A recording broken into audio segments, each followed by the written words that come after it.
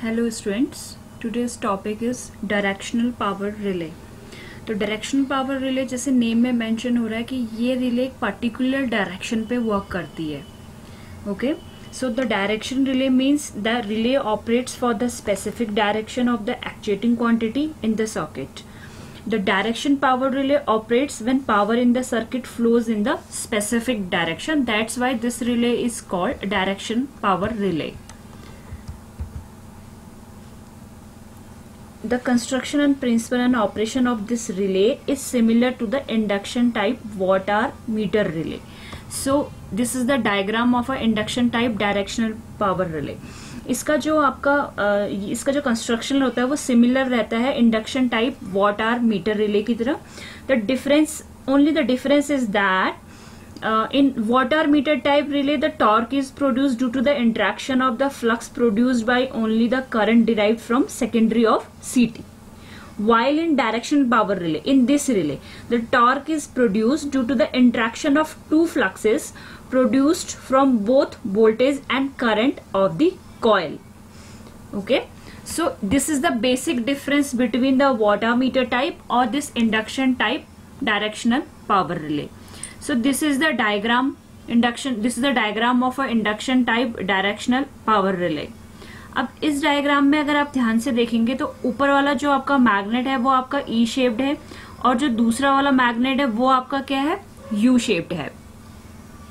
ठीक है, हम इसे बोल सकते हैं कि this diagram this figure 1 shows the essential parts of a typical induction type directional power relay. It consists of an aluminum disc. This is the aluminum disc which is free to rotate in between the poles of two electromagnets. The upper electromagnet carries a winding, this winding, that is called potential coil on the center limb, which is connected through a potential transformer to the circuit voltage source. And the lower magnet, this is the lower electromagnet, जो U-shaped आपका magnet है, the lower electromagnet has a separate winding carrying a current coil called current coil connected to the secondary of CT in the line to be protected. आपको क्या ध्यान रखना है कि E-shaped magnet है, एक U-shaped magnet है. ये जो वाइंडिंग आप E-shaped में यूज कर रहे हैं that is the potential coil and जो इस पे यूज कर रहे हैं that is the current coil. ये CT के साथ कनेक्ट है और ये आपका पोटेंशियल ट्रांसफर PT के साथ कनेक्टेड है. The current coil is provided with a number of tappings connected to the plug setting. This permits to have any desired current setting. The restraining torque is provided by a spiral spring. The spindle of the disc carries a moving contact which bridges two fixed contacts when the disc has rotated through a preset angle. By adjusting this angle, the travel of the moving disc can be adjusted and hence any desired time setting can be given to the relay. So basic construction feature में आपको ध्यान रखना है कि एक E-shaped magnet, एक U-shaped magnet. E-shaped magnet पे आपका एक potential coil रहता है जो कि potential transformer के साथ connect रहता है और U-shaped magnet में आपका एक current coil रहता है जो कि आपका एक CT के साथ में कनेक्ट होता है. ठीक है, अब अगर आप इसके वर्किंग प्रिंसिपल को देखोगे तो डायग्राम को आप ध्यान से देखिए.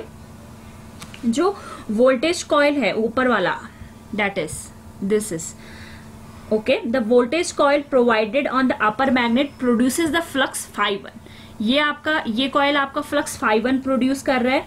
This lakhs the voltage V by 90 degree. ये देखिए ये 90 डिग्री से लैग कर रहा है. This lakhs the voltage V by 90 degree. The current I is sensed by the current coil on the lower magnet which produces the flux Φ2. This is in phase with current I. The current I lags voltage V by an angle of phi. The angle between Φ1 and Φ2 is alpha. This is the angle between this Φ1 and Φ2 is alpha.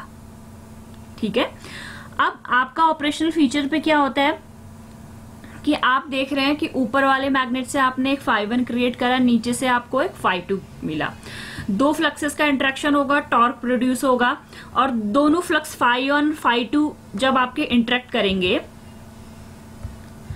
The flux Φ1 due to current in the potential coil जो हम diagram में अभी देख चुके हैं will be nearly 90 degree lagging behind the applied voltage V. The flux Φ2 due to current coil will be nearly in phase with the operating current I. This is the diagram. ये देखिए, ये lag कर रहा है आपका 90 degree और इन दोनों phi1 और phi2 के बीच में जो एंगल है that is alpha. So now torque is directly proportional to phi1 phi2 sin alpha. जो पहला फ्लक्स प्रोड्यूस हुआ है वो आपका पोटेंशियल कॉइल की वजह से हुआ है, तो that is proportional to V and phi2 that is proportional to the I. और अल्फा अगर हम फेजर डायग्राम से देखेंगे that is 90 minus theta. So torque is directly proportional to, आप phi1 की जगह पे V लिख सकते हैं, phi2 की जगह पे आप I लिख सकते हैं एंड अल्फा की जगह पे आप 90 माइनस थीटा लिख सकते हैं, यानी कि sine 90 minus theta. So sine 90 minus theta that is equal to the cos theta. So torque is directly proportional to VI cos theta and VI cos theta is equal to the power in the circuit. Okay, so basically क्या है, it is cleared that the direction of driving torque on the disc depends upon the direction of power flow in the circuit to which the relay is associated. जो direction आपका power का होगा उस पे आपका torque depend करेगा. यहाँ पे प्रूफ हो गया. Okay, when the power in the circuit flows in the normal direction, the driving torque and the restraining torque help each other to run away the moving contact from the fixed contact. So जब आपका जो power होगा वो circuit पे normal direction पे flow करेगा, तो जो ड्राइविंग टॉर्क और जो रीस्ट्रेनिंग टॉर्क है दोनों एक दूसरे को हेल्प करेंगे, तो नॉर्मल कंडीशन पे आपकी जो रिले रहेगी वो इनऑपरेटिव रहेगी. However the reversal of current in the circuit reverses the direction of driving torque on the disc. When the reverse driving torque is large enough the disc rotate in the reverse direction and the moving contact closes the trip circuit. This causes the operation of the circuit breaker which disconnect the faulty section. Okay, so this is the simple working principle. अगर आप देखोगे तो क्या होगा कि under normal operating condition पे क्या होगा, the driving torque acts as the same direction as that of the restraining torque. This moves the moving contacts away from the fixed contacts. Okay, that's why the relay is inoperative. Okay, but अगर when there is a current reversible, अगर power का direction आपका reverse होगा and तब क्या होगा, आपका जो ड्राइविंग टॉर्क होगा acts in the opposite direction to the restraining torque in such a manner that the moving contact closes the moving contact closes the trip circuit contacts. This open to circuit breaker to isolate the faulty part. तो जब आपका restraining torque और operating torque similar है, जब power flow same direction पे हो रहा है, तो जो आपका जो रिले रहेगी वो इनऑपरेटिव रहेगी. जैसे ही आपका पावर फ्लो रिवर्स हुआ या करंट रिवर्स रही तो आपका जो ड्राइविंग टॉर्क होगा वो एक्ट करेगा अपोजिट डायरेक्शन में टू द रीस्ट्रेनिंग टॉर्क, और इस तरीके से करेगा कि मूविंग कॉन्टैक्ट आपके क्लोज हो जाएंगे, और ये आपके मूविंग कॉन्टैक्ट यहाँ पे को क्लोज हो जाएंगे और ये ट्रिप सर्किट को आपका अलार्म सेंड हो जाएगा. So this is the simple basic principle of a direction power relay. Okay, thank you.